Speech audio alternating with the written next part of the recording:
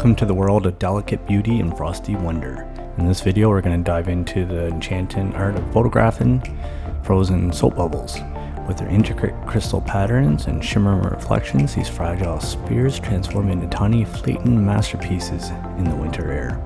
I'll take you behind the scenes, whether you're curious about the process, looking for tips, or just want to watch some memorizing visuals. This is the perfect blend of creativity and nature's magic. Let's get started.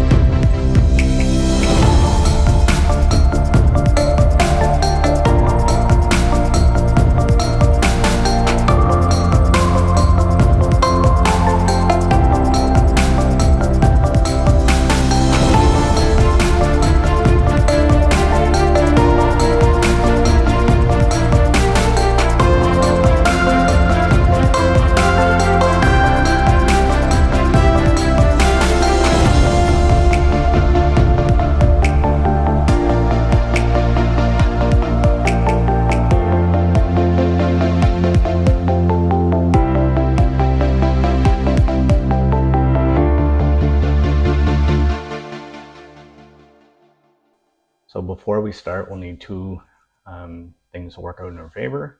One is the temperature. We want the temperature to be below -8-ish. That's -18 in Fahrenheit.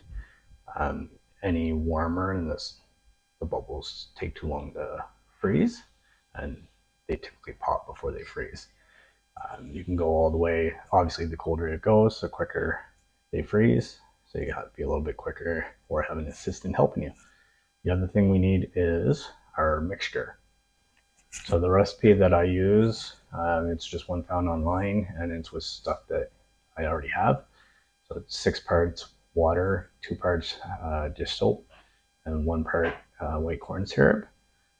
This corn syrup you can substitute with glycerin. I don't have glycerin in the house, but and I'll explain why you put in, it's not just the dish soap, in a little bit. Let's go mix that up.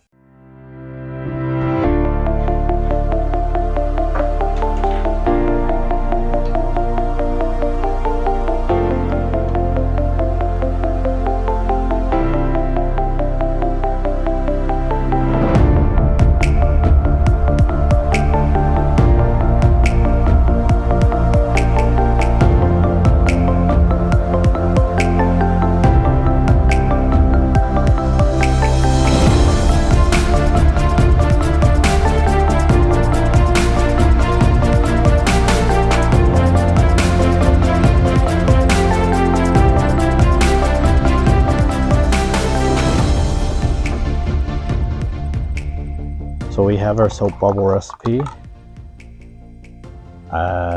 We're sitting at about -11 Celsius. See my breath here.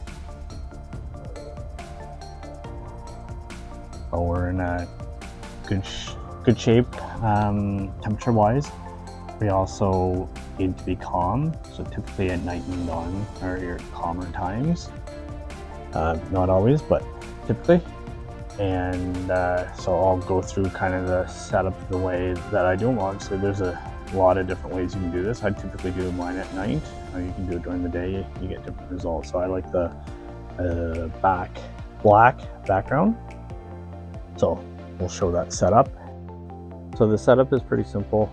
I have a light torch on, in this case, a platypod with a an arm. You just need a light source that's going to shine into your bubble, which is kind of going to be here, and then you shoot into your bubble. So your light is here, your bubble's here, and then kind of being backlit.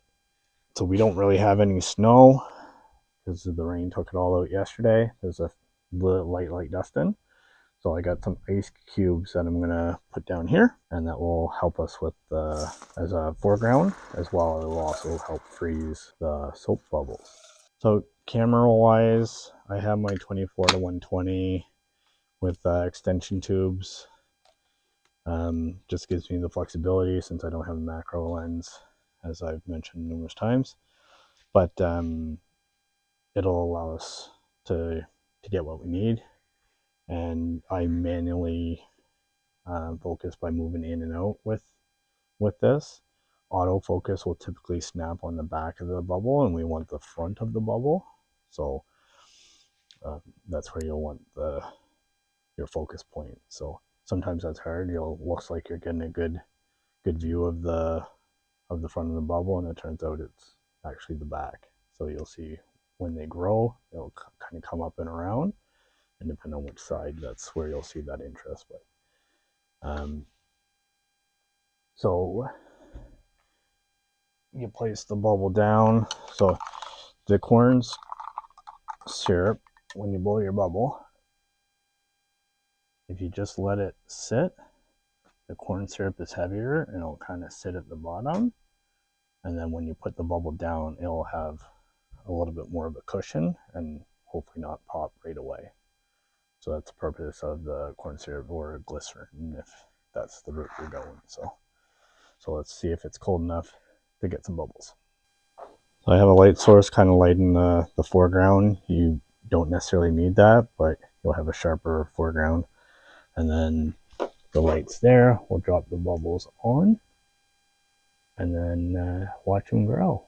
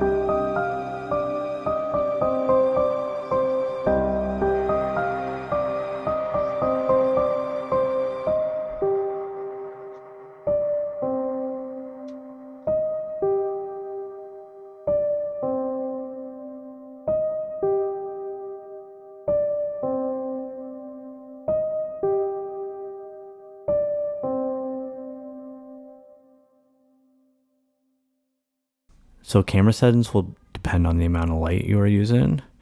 You want a large depth of field because you can't focus stack here. So F11, F16 range works. I'll also want a fast enough shutter speed so there's no blur, typically over 1/200th of a second, though I can easily shoot higher.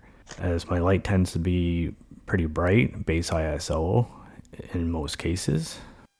So once you get the basics down, you can do quite a bit of creativity with what you're shooting. You can change your light source colors, use UV light, the bulb mixture that's ultraviolet. I haven't had great success in that in getting the bubbles to grow how I want them to, but I've shot with a flower, so I have a flower here and you can see the setup, and I'm going to try to one up my previous attempt. So that's the game plan for this shoot here. I have a flower that I got from the store.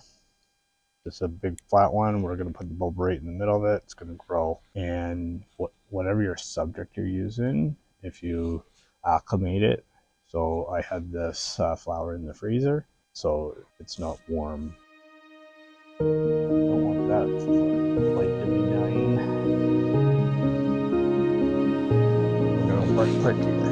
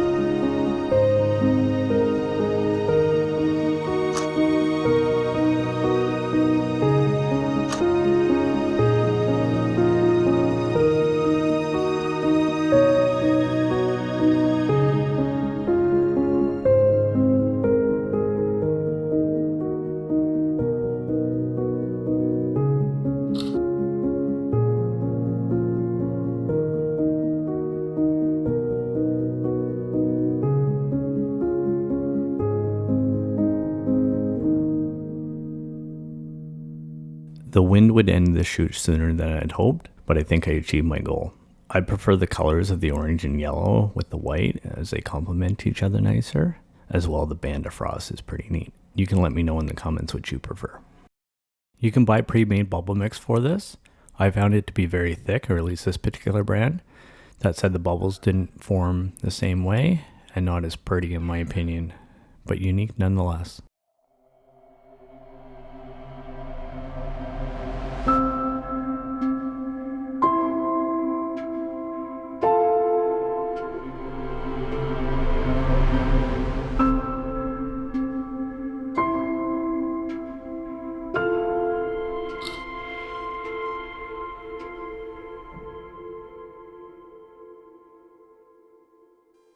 Well, it's cold again, and it's not as windy as it was before, so we're a few nights past my last attempt.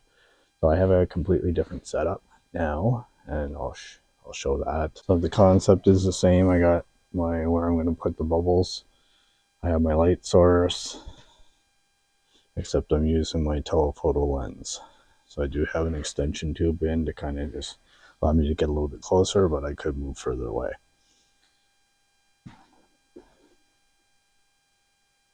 So that's our framing.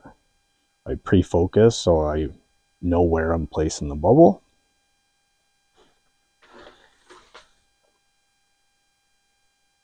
So I put the straw in, focus on the straw. The front of the bubble will come out. So if I put the bubble a little behind, then the front would be sharp in focus. So we'll put a bubble down and watch.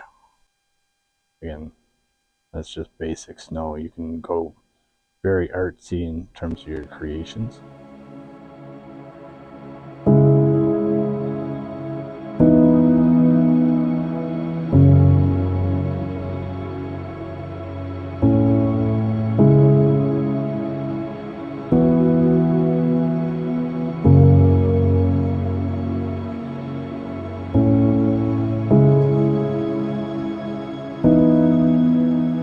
Well, thanks for watching. Hopefully it's cold enough and you can give this a go. It's pretty simple to do, pretty neat. And again, like, your creativity is pretty much endless. But here's just some more video clips and a couple stills.